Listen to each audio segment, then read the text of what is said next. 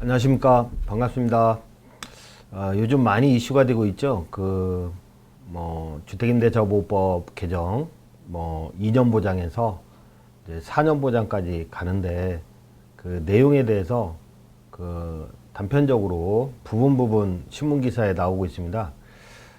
그래서 법조문을 한번 깔끔하게 정리하고 이번 개정안에 허점이라든지 빈틈도 함께 설명을 해드리도록 하겠습니다.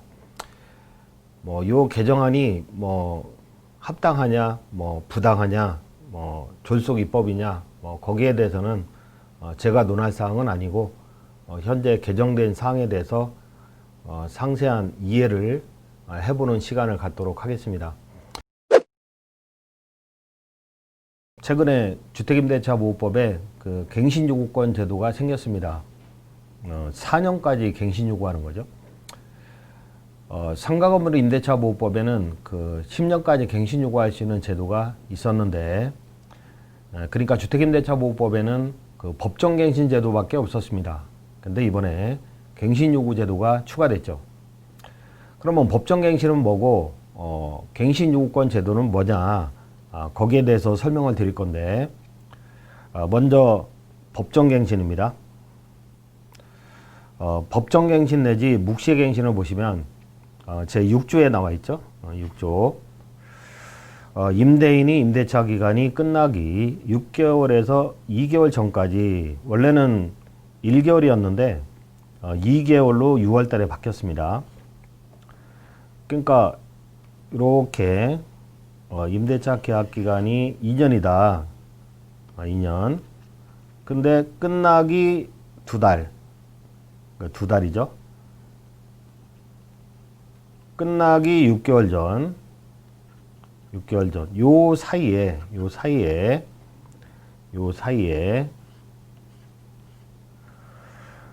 임대차 계약 기간이 끝나기 6개월 전부터 2개월 전까지의 기간에 임차인에게 갱신 거절의 통지를 하지 아니하거나 계약 조건을 변경하지 아니하면 갱신하지 아니하겠다는 뜻의 통지를 하지 아니한 경우, 어렵죠? 쉽게 표현하면 임대인이 임차인에게 나가라 소리가 없어요. 또는 보증금 월세 조건을 변경하지 않으면 나 갱신 않겠다, 이런 조건 변경의 뜻의 통지를 하지 않았어요. 그러니까 존속기간 만료 전 2개월에서 6개월 사이에 나가라 소리도 없고 조건 변경의 통지도 없다. 그러면 전에 임대차와 동일한 조건으로 다시 임대차한 거로 본다. 이게 자동갱신, 법정갱신. 그리고 임차인이 임대차 기간이 끝나기 2달 전까지, 이 2달 전까지죠. 2달 전까지. 6개월은 제한 없습니다. 2달 전까지 통지하지 아니한 경우에도 같다. 그러니까 나가겠다 이런 소리가 없어요. 또는 깎아주지 않으면 나가겠다 이런 소리가 없어요. 그러니까 갱신 거절의 통지나 조건 변경의 통지가 없이 그냥 지나왔다는 거죠. 그렇다면 전에 임대차와 동일한 조건으로 다시 임대한 거로 봅니다. 이게 법정갱신, 자동갱신. 그러면 이 법정갱신 내지 묵시의 갱신을 막으려면, 지금 법정갱신이 되는 경우를 규정하고 있잖아요.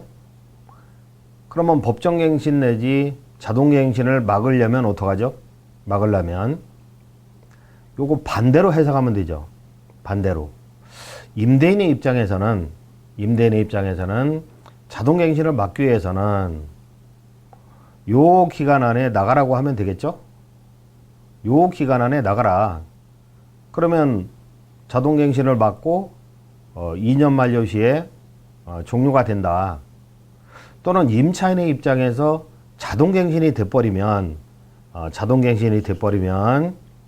2년으로 되지만 하다가 자동갱신이 됐어요. 그러면 임차인은 언제든지 해지 통고할 수 있고, 해지 통고 받죠, 임대인이? 그럼 3개월 뒤에 임대차가 종료가 됩니다. 그러니까 임차인의 입장에서도 나 2년 끝나고 이사 가야 돼요. 2년 끝나고 이사 가야 돼. 보증금을 받고. 그러면 2달 이전에 갱신거절의 통지를 해야 됩니다. 나 나간다고. 그래야 2년 끝나고 이사를 갈 수 있는 거죠. 만약에 자동갱신이 돼버리면 해지 통과하고 3개월 뒤에 이사 갈 수 있어요. 그때 임대차가 만료가 되니까. 다시 설명을 드리면 법정갱신 내지 묵시갱신 제도는 지금도 존재합니다. 지금도 존재합니다.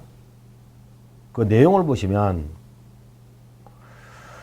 임대인이 자동갱신을 막기 위해서는 존속기간 만료 전 2개월에서 6개월 사이에 나가라 소리 해야 돼요. 아니면 조건 변경의 통지를 해야 돼요. 그러면 자동갱신을 막을 수 있고, 임차인의 입장에서 자동갱신을 막기 위해서는 2달 전까지 나간다 소리 해야 됩니다. 그래야 자동갱신을 막을 수 있어요. 근데 임대인의 입장에서 2개월에서 6개월 사이에 뭐 나가라 소리도 없고 올려달라 소리도 없고 또 임차인도 나간다 소리도 없고 그러면 2년으로 자동갱신이 됩니다. 그러면 자동갱신이 됐을 때 임대인이 나가라, 건물주가 나가라, 3개월 뒤에 소멸시킬 수 있어요? 못해요. 그거는 임차인의 권리입니다. 임차인의 권리. 임차인은 하다가 자동갱신 됐네. 그럼 해지 통과하고 3개월 뒤에 임대차 계약을 소멸시킬 수 있습니다. 이게 법정갱신 제도인 거죠.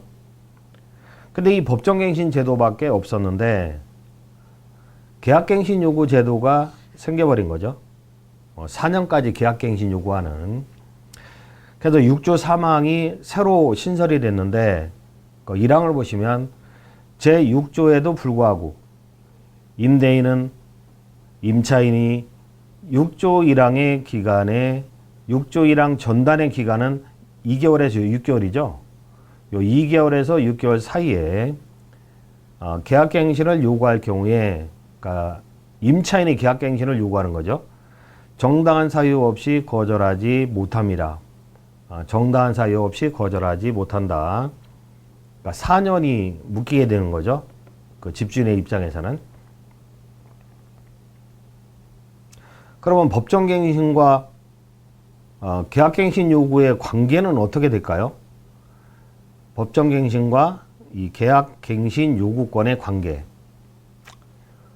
임차인의 입장에서는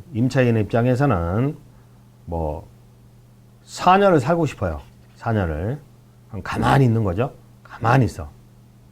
근데 집주인이 2달에서 6개월 사이에 나가라 소리가 없네.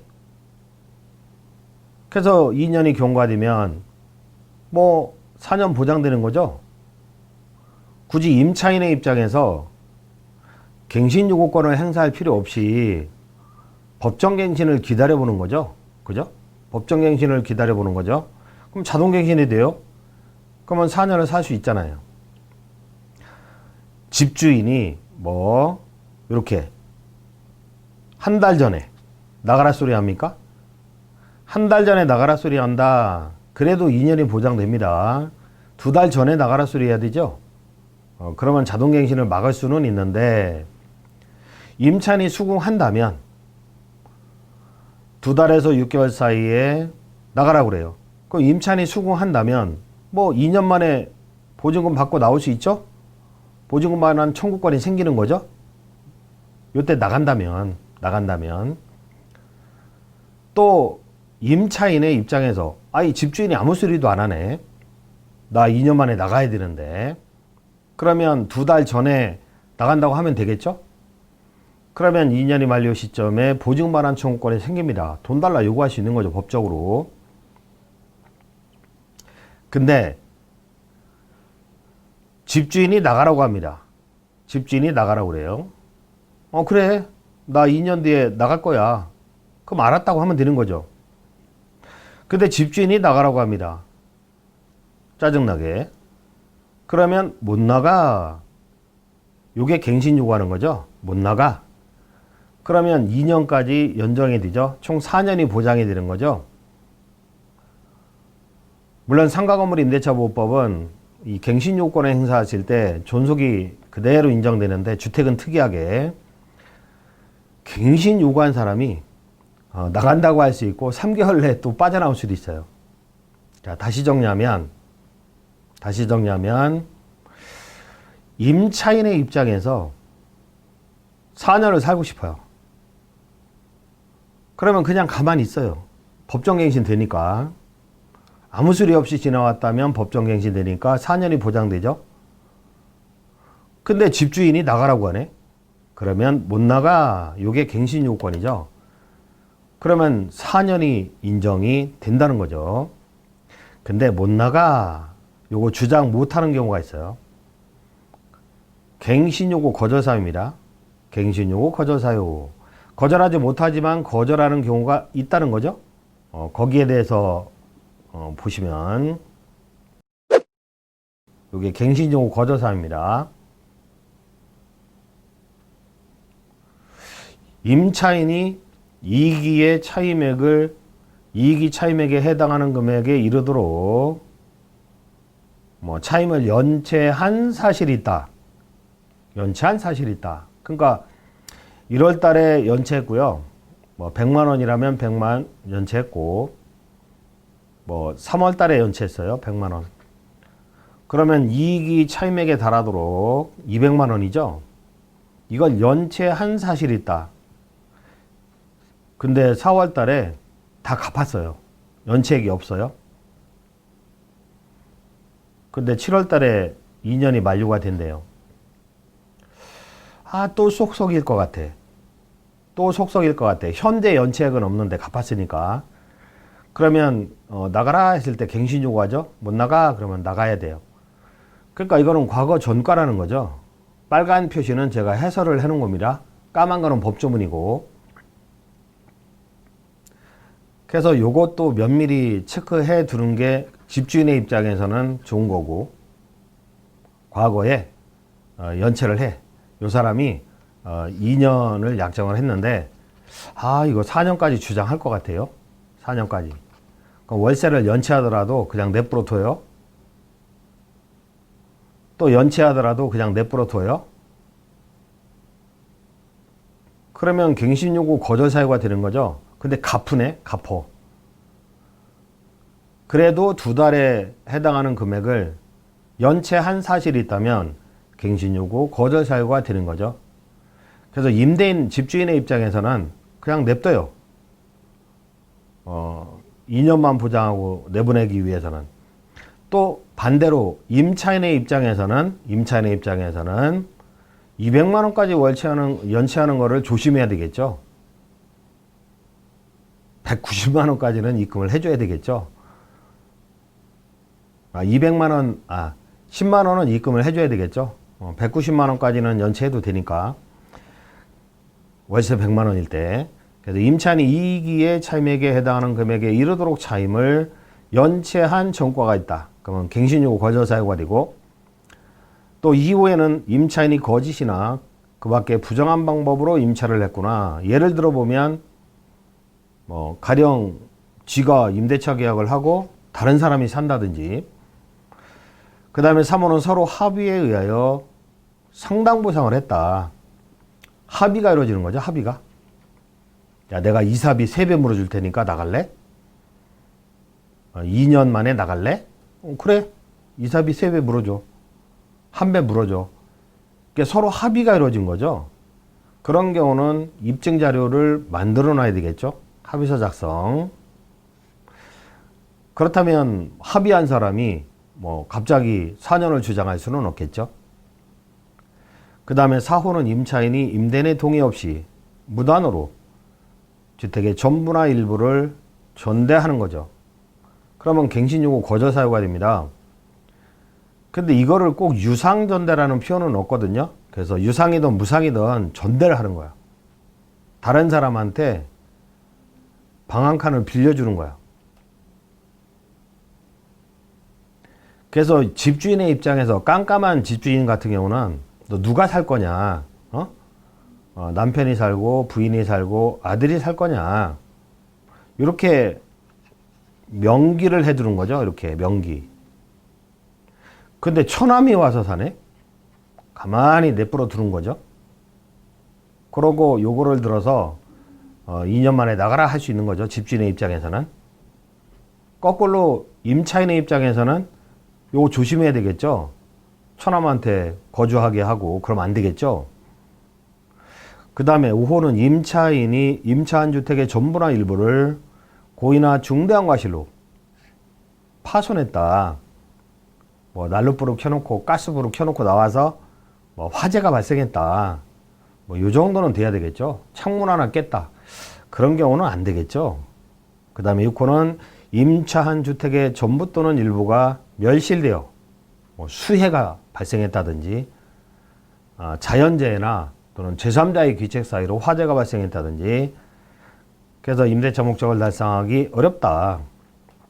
또 7호는 임대인이 답 항목의 어느 하나에 해당하는 사유로 목적주택의 전부나 대부분이죠. 일부가 아니라 대부분을 철거하거나 재건축하기 위하여 목적주택의 점유 회복이 필요한 경우죠.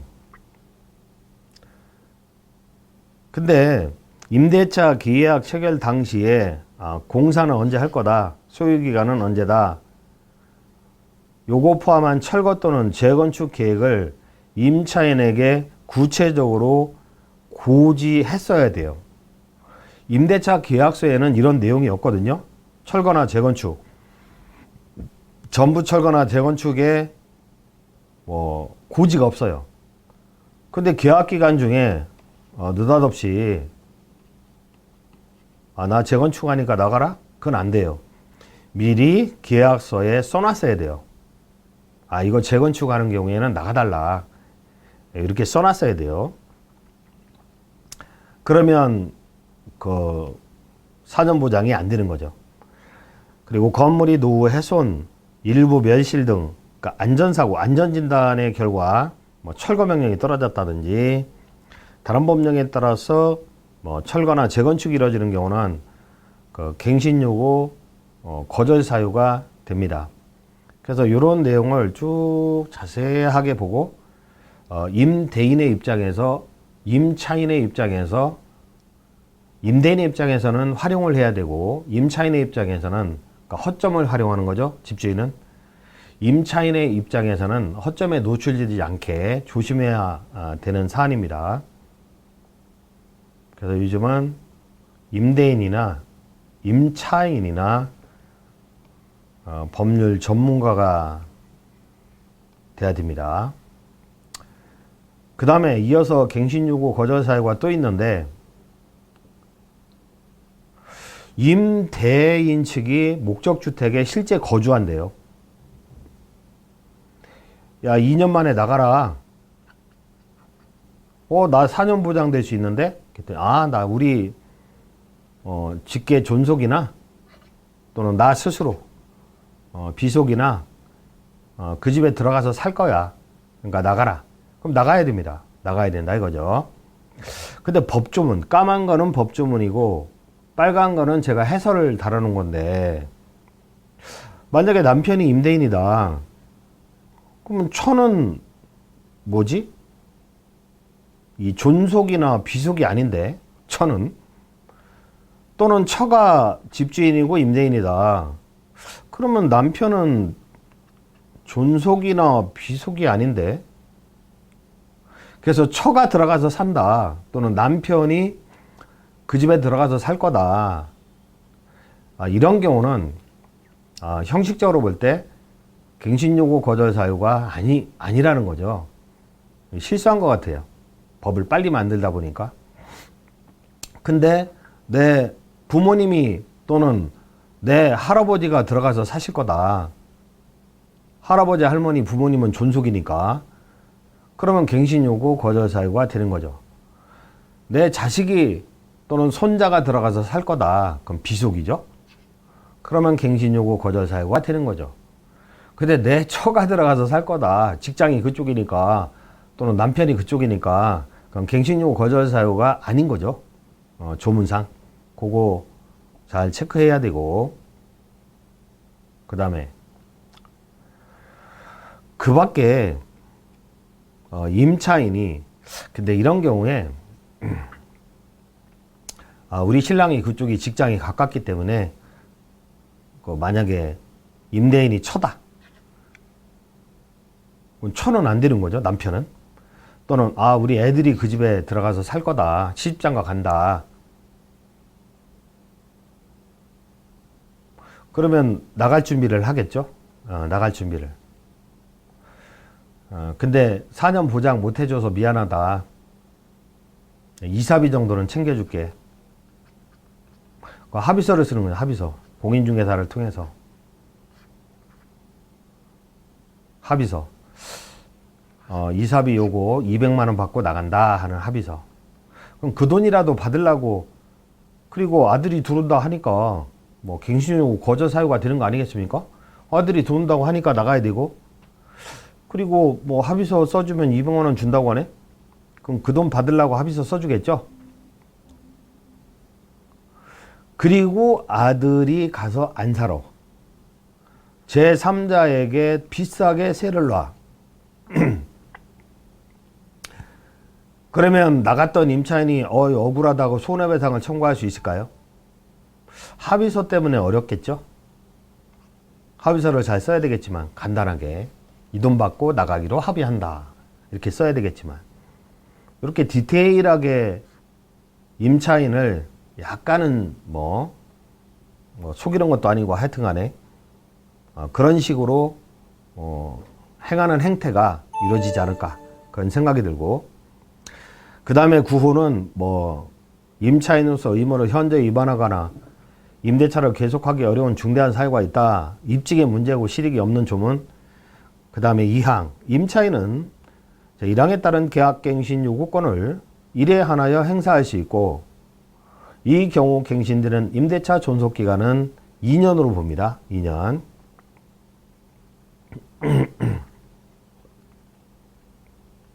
2년으로 봅니다. 근데 2년으로 보는데요. 2년으로 보는데,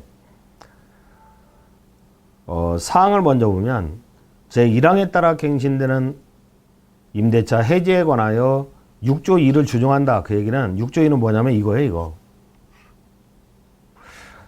갱신 요구권을 행사하는 거죠. 그러면 다시 2년에서 2년으로 연장되죠. 갱신 요구권. 근데 임차인이 마음이 바뀌었어. 나 나갈게. 그러면 3개월 뒤에 종료됩니다. 임대인이 나가 못해요. 임차인의 권리입니다. 그러면 3개월 뒤에 종료가 된다는 거죠. 근데 보통 2년짜리 계약서를 썼어요. 그러니까 법정갱신도 아니고 갱신 요구권에 행사한 것도 아니고 재계약서를 정식으로 쓴 거죠. 만약에 재계약서를 정식으로 썼다면 예컨대 2년짜리, 그거는 합의갱신입니다. 합의갱신. 법정갱신도 아니고 갱신 요구권도 아니고 합의갱신. 2년입니다. 2년. 그러니까 나 나갈 거야 하고 3개월 뒤에 종료시키는 권리가 없는 거죠. 요 합의갱신이 이루어졌다면. 그러니까 임차인이 해지 통보하는 건 곤란한 거죠. 그리고 3개월 만에 종료시키는 거는 곤란한 거죠. 근데 차임 등은 상한선 내에서 합의를 해야 할 것이다. 초과시 임차인은 자동갱신을 또는 갱신 요건을 선택할 거 아니겠습니까? 물론 합의로 올리는 건 상관없는데 합의로 뭐 10% 20% 올린다? 그러면 임차인의 입장에서는 갱신 요건을 행사하겠죠. 갱신 요건. 그 다음에 3항은 갱신되는 임대차는 전에 임대차와 동일한 조건으로 다시 계약된 거로 본다. 다만 이 차임 보증금은 7조 범위 내에서 상한선이 5%죠. 물론 지자체에 따라 달리 규정이 나오겠지만 증감할 수 있다. 그 다음에 5항은 임대인이 1항 8호의 사유로 갱신을 거절해요. 1항 8호는 뭐냐? 내 직계 존속이나 비속이 들어가서 살 거다. 또는 내가 그 집에 들어가서 실거주 할 거다. 그러한 사유로 거절했어요. 나가라고. 근데 갱신 요구가 거절되지 아니하였더라면 갱신되었을 기간, 추가 2년이죠. 추가 2년. 2년 살다가 집주인이 들어온다고 하네. 그 나왔어요. 집주인이 안 들어오면 이렇게 4년까지 살 수 있었을 텐데. 근데 요 기간 추가 2년이 만료되기 전에 정당한 사유 없이 제3자에게 목적주택을 임대한 거죠. 요때 제3자에게 집주인이 빠져나오고 제3자에게 임대한 거죠. 아니면 집주인이 아예 안 들어가고 제3자에게 임대할 수도 있고. 그러면 임대는 갱신 거절로 인하여 임차인이 입은 손해를 배상해야 한다. 좀 심한 느낌이 듭니다. 과잉 입법이 아닌가 이런 생각이 드는데, 이 손해배상의 예정금, 이 손해배상의 예정금은 합의가 이루어질 수 있어요. 근데 합의가 없다면 다음 법조문에 의합니다. 합의가 없다면. 그러니까 만약에 환산 월세를 2년 동안 합하니까 2천만 원 받았다. 근데 제3자에게 세를 놨다. 제3자에게 3천만 원 받았다. 그럼 1천만 원 물어줘야 돼요. 갭 있죠, 갭? 근데 요때 제3자에게 세를 놨다. 억울하지 않을 텐데, 1천만 원 물어줄 때 덜 억울할 텐데, 1년 11개월 차에 1년 12개월을 임대인 주인이 살고 요 만료되기 전에 제3자에게 세를 놓은 거야. 그때도 1천만 원 물어줘야 되는 거죠. 조문상. 그러니까 갱신 요구가 거절되지 아니하였더라면 갱신되었을 기간이 만료되기 전에 제3자에게 목적주택을 임대한 경우 제3자에게 임대는 갱신거절로 인하여 임차인이 입은 손해를 배상해야 한다. 그 손해배상금은 합의가 있다면 합의금이 될 것이고, 안 그렇다면 요 기준에 의합니다. 그 기준을 또 보시면 갱신거절 당시 월차임, 보증금이 있다면 환산월차임, 기준이 이렇게 돼 있는 거죠. 환산월차임, 대통령령으로 정하고, 이 환산월차임의 3개월분에 해당하는 금액, 갱신거절 당시 월차임이 있다면, 환산월차임이 보증금 월세에 있다면 다 월세로 환산월차임이 100만 원이 있다면 3개월분의 월세죠. 300만 원. 요걸 물어주던지, 또는 환산월차임도 바꾼다고 하는데 싸게. 요게 또 문제입니다. 임대인이 제3자에게 임대하여 얻은 환산월차임과 갱신거절 당시에 환산월차임 간의 차액, 요거 2년분에 해당하는 월세죠. 요거로 물어주던지, 보면 가령 환산월차임 100만 원에서 기존의 세입자가 100만 원씩 냈거든요. 그러면 제3자에게 120만 원의 세를 놓은 거죠. 그러면 20만 원의 갭이 있잖아요. 요거 2년치 24개월이죠. 그럼 480만 원을 물어줘야 된다는 거죠. 근데요, 480만 원을 물어준다? 물어달라? 안 물어주면 소송해야 되지 않겠습니까?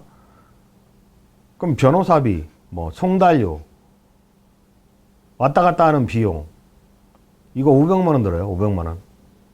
배보다 배꼽이 더 큰 거죠. 따라서 소송의 실익이 없습니다. 이거 청구할 수 있다 하지만 응하지 않으면 소송할 수밖에 없어요. 그래서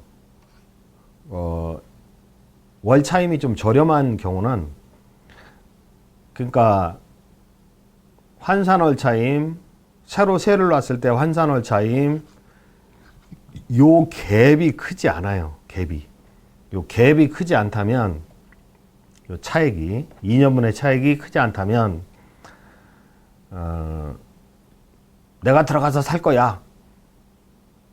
아니면 내 아들이 들어가서 살 거야. 해놓고 내보내죠. 그런 것도 다 요즘은 내용 증명으로 보내야 돼요. 입증을 위해서. 뭐 정은 필요 없어요. 이제 내용 증명. 일단은 문자 통지 안 볼 수도 있으니까 휴대폰 물에 빠져서, 그래서 내용 증명 우편물로 의사 표시를 해야 됩니다. 앞으로는. 아니면 전화 통화했을 때 녹취한다든지. 녹취 아니면 내용 증명이겠네요. 정으로 사는 시대는 지났습니다. 근데 이 갭이 크지 않아요. 그러면 내가 들어가서 살 거야, 아들이 살 거야 하고 내보내버려.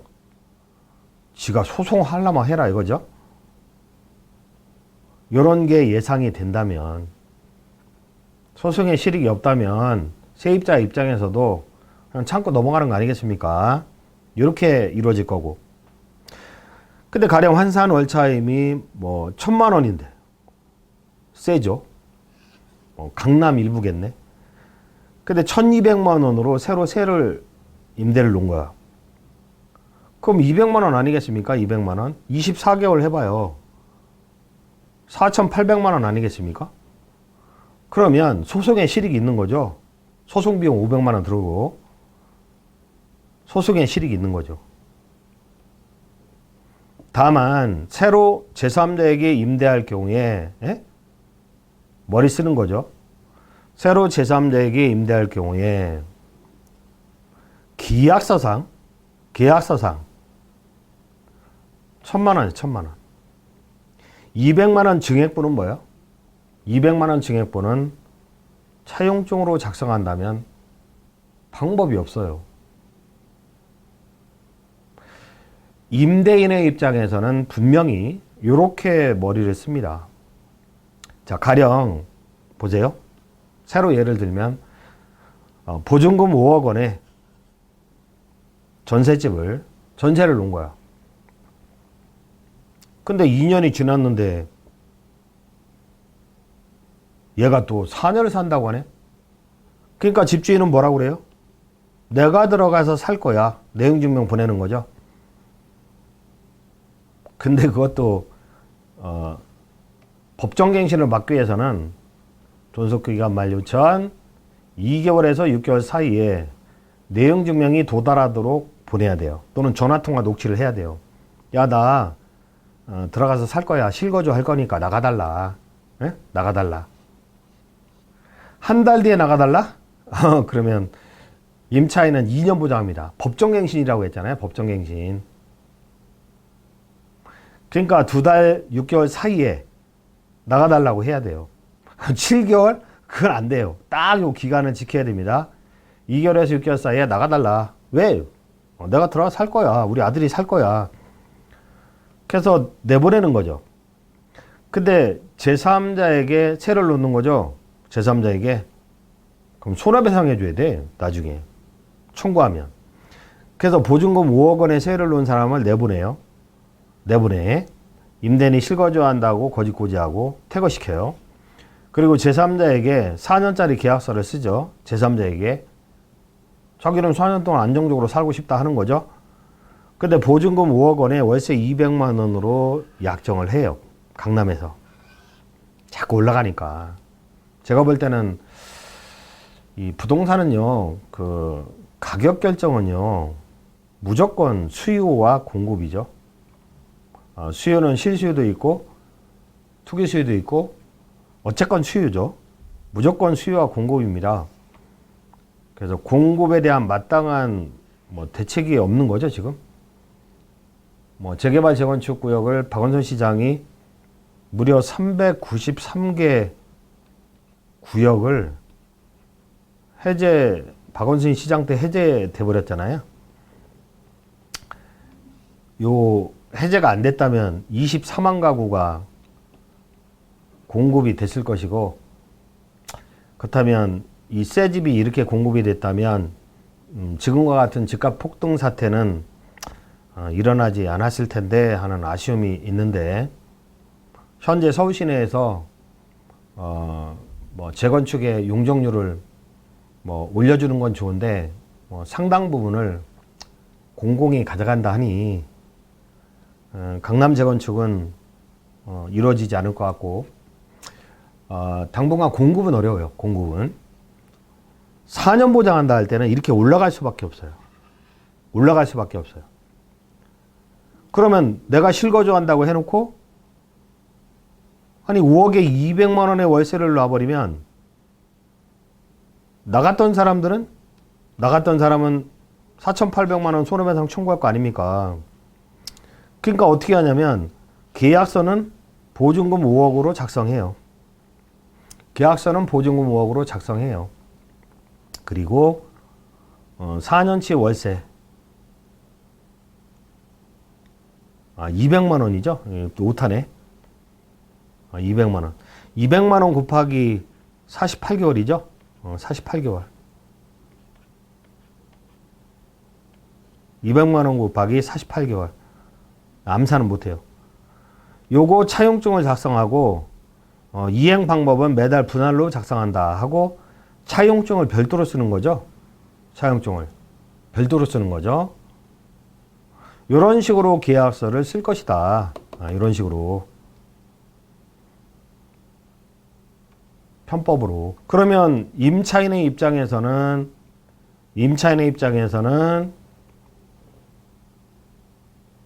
요거 요 갭을 청구 못하죠. 입증이 안 되니까. 야 200만 원 더 받았어 월세를 이렇게 입증할 수가 없잖아요. 요거에 대해서 3개월분 요거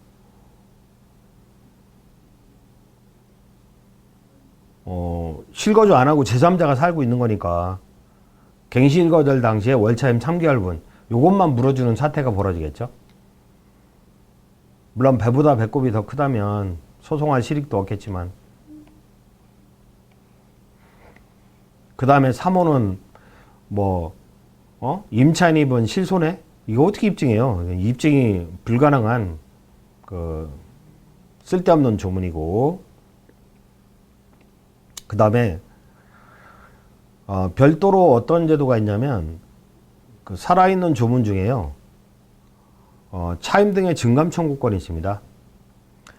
당사자는 약정한 차임 보증금이 임차 주택에 관한 조세, 공과금, 기타 부담 증감, 경제사정의 변동에 인하여 적절하지 아니하게 된 때 장래에 대하여 증감을 청구할 수 있다. 자, 임차인이 갱신 요구권을 행사하면 2달에서 6개월 사이죠. 갱신 요건을 행사하면 4년까지 보장이 되잖아요. 그래도 5%까지는 1년 단위로 5% 올려줘. 5% 올려줘. 5% 올려줘. 왜? 재산세가 많이 올랐잖아요. 종부세도 많이 올랐고. 조세 아니겠습니까? 이렇게 올려달라 주장할 수 있는 권리가 있는데요. 이거는 형성권입니다. 올려줘 하고 청구하면 임차인의 승낙 필요 없이 5% 올라가요. 올라간다고. 안 주네. 5% 수락을 안 하네. 올라갔는데. 그러면 소송할 수밖에 없겠죠. 어떻게? 나중에 나갈 때 2년 뒤에 나가든 4년 뒤에 나가든 요 금액을 공제하고 보증금을 줘버리죠. 억울하다면 소송해라 이거죠. 이런 다툼이 생길 여지가 있습니다. 요 차임 증감 청구권이 여전히 규정이 되어 있는 거죠. 이렇게 임대인이나 임차인이나 그리고 보증금이나 월세가 몇십만 원이나 몇억 수십억이나 할 때 모든 경우에 임대인과 임차인은 공부를 해야 되는 그런 시대가 왔다는 거죠.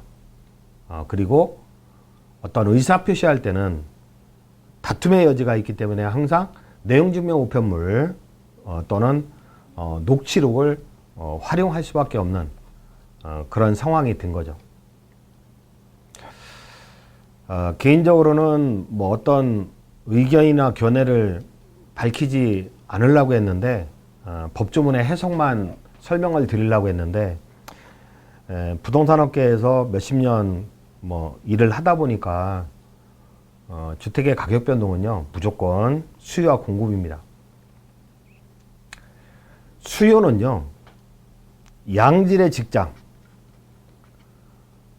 왜 강남이 집값이 오르죠? 연봉이 높은 직장이 많잖아요. 직주 근접이에요. 그 직주 근접. 학군보다도 직주 근접. 주변의 아파트 값이 올라갈 수밖에 없다.